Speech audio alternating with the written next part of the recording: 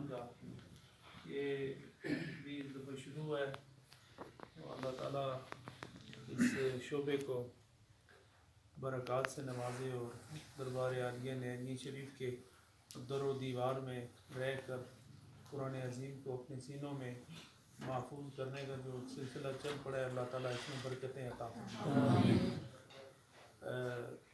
میری پہلی اور آخری نصیحت یہی ہے کہ آپ لوگ اپنے تعلیم پر توجہ دیں، یونیورسٹی میں ہی رہیں، اور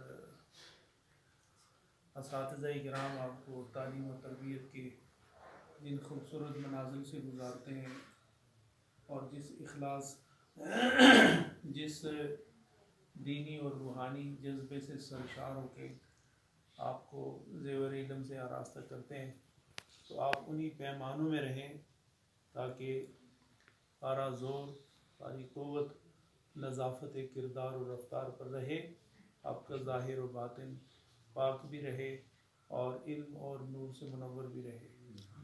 انشاءاللہ میں بعد میں بھی آپ سے رابطے میں رہوں گا، ہر مہینے بلکہ مہینے میں 2 دفعہ میری خواہش ہے کہ یہاں آپ کی مجلس ہو، کچھ بعض نصیحت کی باتیں ہوں، کچھ آپ کی طرف سے نعت خوانی کا سلسلہ رہے، اور کچھ چیزوں کو میں بھی ایگزامن کروں، دیکھوں کہ آپ کس منازل میں ہیں، کس طور طریقے سے گزر رہے ہیں۔ وہاں بھی آ کے ملوں گا، یہاں آپ مجھے ملیں گے، وہاں میں آپ کو ملوں گا۔ کیا آپ اس بات پہ راضی ہیں؟ تو اللہ تعالیٰ آپ کو سلامت رکھے، اپنی ساری قوت حصول علم پر لگائیں۔ یہ وقت جو گزر گیا پھر دوبارہ آپ کے ہاتھ نہیں آئے گا۔ عربی میں کہتے ہیں کہ الوقت کالسیف ان تقطعہ ان لم تقطعہ یقطعہ، کہ وقت تلوار کی مانند ہے، اگر اس کو آپ نے صحیح نہ کاٹا تو یہ وقت آپ کو کاٹ کے رکھ دے گا۔ سمجھ آئی آپ؟ یہ ایک بات ہی آج کی نصیحت کی لیے کافی ہے کہ وقت کو ضائع نہ کرنا۔ اگر وقت کو آپ نے ضائع کر دیا تو وقت آپ کو ضائع کر دے گا، اور اگر وقت کی آپ نے قدر کی تو پھر سمجھو کہ یہ وقت آپ کا قدر کرے گا، اور اگر آپ نے وقت کو عزت دی تو یہ وقت آپ کو عزت دے گا۔ اللہ تعالیٰ آپ کو سلامتی عطا فرمائے۔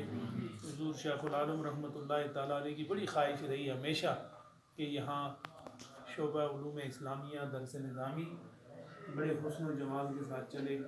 ان کے دور میں چلا اور خوب پھلا پھولا، لیکن پھر وہ خلفشار کا شکار ہوا اور نقصانات ہوئے طلبہ کو۔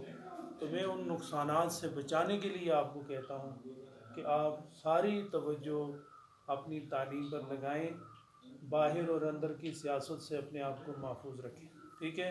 اللہ تعالیٰ آپ سب کو سلامت رکھے، خوشیوں میں رکھے، برکتوں میں رکھے، اور حامی و ناصر ہو۔ چلتے ہیں، مسجد میں نماز کا ٹائم ہو گیا۔